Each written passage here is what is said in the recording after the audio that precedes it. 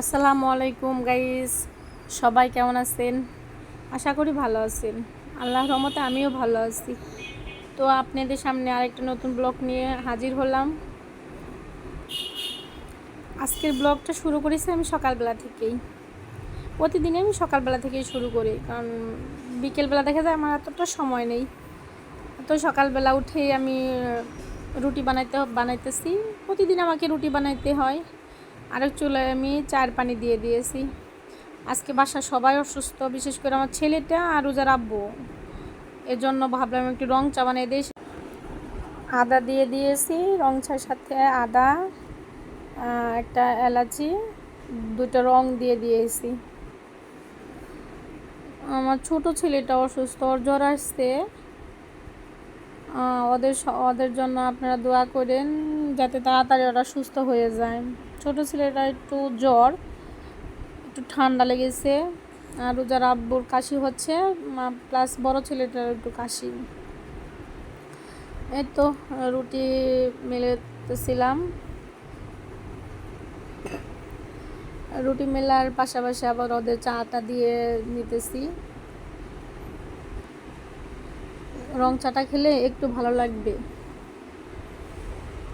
জন্য রং চাটা দিয়ে দিলাম। তো আমার রুটি মেলা হয়ে গেছে, সবগুলো রুটি আমি মেলে নিয়েছি। আজকে আবার কাপড় চোপড় ধুবো, কাপড় চোপড় ধোয়ার পালা।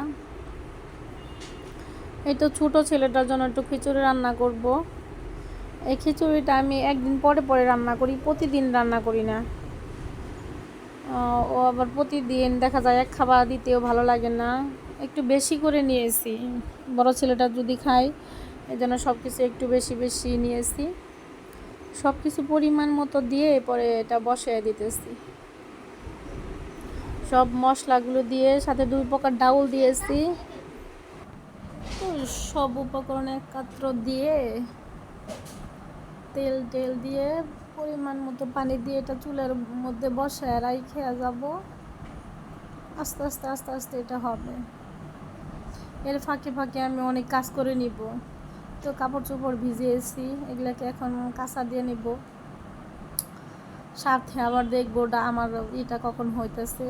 চুলার পাড়ে আসবো, চুলার পাড়ে এসে নাড়াচাড়া করে দিয়ে আবার যাইতেছি, একটু কাপড় কাচতেছি।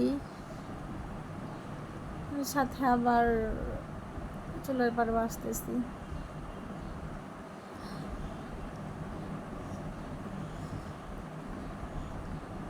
এই তো বাবুর খাবারটা হয়ে গেছে। বাবুর খাবারটা বেরিয়ে রেখে এসে আমি আবার কাপড় কাচতে বসছি। কাপড় চোপড় কেচে বাবুকে খাওয়িয়ে দিয়ে ওকে ঘুমিয়ে দিয়ে দিয়েছি। নয়তো আমাকে আবার দুপুরে রান্না করতে হবে, দেখা যায় সেগুলো অ্যারেঞ্জ করতে হবে। দুপুরে রান্না ওকে ঘুমিয়ে দিয়ে আগেই সব অ্যারেঞ্জ করে রেখে আমি দুপুরে রান্না করতে আসলাম। এখানে আমি ছোটো মাছ রান্না করব আজকে। ছোটো মাছগুলোকে ভালোভাবে ধুয়ে নিয়েছি, আর টমেটো দিয়ে কাঁচামরিচ একটু বেশি দিলাম, এমনি মশলাটা কম দিব, শুকনো মরিচটা কম দিব। দেখা যায় ছোটো মাছে হলো কাঁচামরিচ দিয়ে বেশি ভালো লাগে শুকনো মরিচের থেকে। শুকনো মরিচ একদম হালকা দিয়েছি, কাঁচামরিচটা একটু বেশি করে দিয়ে একবার চটকিয়ে দিয়ে পরে এখানে এখন ছোটো মাছ দিয়ে দেব।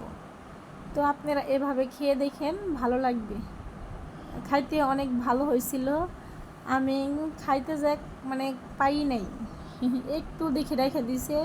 রোজার আব্বু হলো সবটুকুই প্রায় খেয়ে ফেলেছিল, আমার জন্য একটু রেখে দিছিল। ভালো লাগছে এর জন্য খাইছে। আর বাচ্চারা তো এই ঝাল দিয়ে কিছু খাইতে পারবে না। আজকে আর বেশি কিছু করব না, শুধু ছোটো মাছ চচ্চড়ি করব আর সাথে একটু করলা ভাজি করে নেব। এতেই আমাদের দুজনে খাবার হয়ে যাবে। রান্নাটা বসায় দিয়ে আমি অনেক কাজগুলোই করে নিলাম। চুলার মধ্যে বসায় দিয়ে আমি বাসার ম্যাক্সিমাম কাজগুলোই করে নিই, যেগুলো ছোটোখাটো কাজগুলো সেগুলো আমি করে নিই। এই তো আমার করলা ভাজিটাও প্রায় হয়ে আসছে। ভাতটা আমি রান্না করে নিয়েছি আগেই, আমি ভাত রান্না হয়ে গেছে। আর ছোটো পোলাপান ওরা ঝালটা খেতে পারবে না, এই জন্য ওদের জন্য আলাদা করে আবার একটা ডিম ভাজতেছি। ডিম ভেজে নিতেছি। সারাদিন শুধু কাজ আর কাজ, কে কোনটা খাবে, কোন আমার বাবুরা কি খাবে, হাজবেন্ড কি খাবে, কার কি পছন্দ, সেগুলো আর কি করতে হয়। দেখা যায় যে দিনের অর্ধেকটা সময় দেখা যায় যে রান্না করে, মানে রান্না করে থাকতে হয়। এই বাবুর জন্য সুজি জাল দিতে হয়, একটু খিচুড়ি রান্না করতে হয়, না একটু লুডুস রান্না করতে হয়, আছেই মানে একটার পরে একটা আছেই। যাই হোক আলহামদুলিল্লাহ, তারপরও আমি খুব সুখী। একটু কষ্ট হয়ে যায়, 3টা বাচ্চা নিয়ে একটু কষ্ট হয়ে যায়, তারপরেও আমি খুবই খুশি। আলহামদুলিল্লাহ, আমার আল্লাহ 3টা বাচ্চা দিয়েছে, 3টা জান্নাতি ফল দিয়েছে। তো ওদের জন্য ডিম ভাজিটা করে নিলাম। ডিম ভাজিটা হয়ে গেছে, ওদের এখন দুপুরে খাওয়ায় দাওয়ায় গোসল অলরেডি গোসল করে দিয়েছি। আমি সকালবেলায় যেহেতু এখন আমি কাপড় চোপড় আনছি, কাপড় চোপড় এনে এগুলোকে এখন ভাঁজ করে নিব। তো আপনারা ভালো থাকবেন সবাই, আর আমাকে একটু সাপোর্ট করেন প্লিজ, একটা লাইক দিয়ে দিন। সবাই ভালো থাকবেন, হ্যাঁ, আল্লাহ হাফেজ।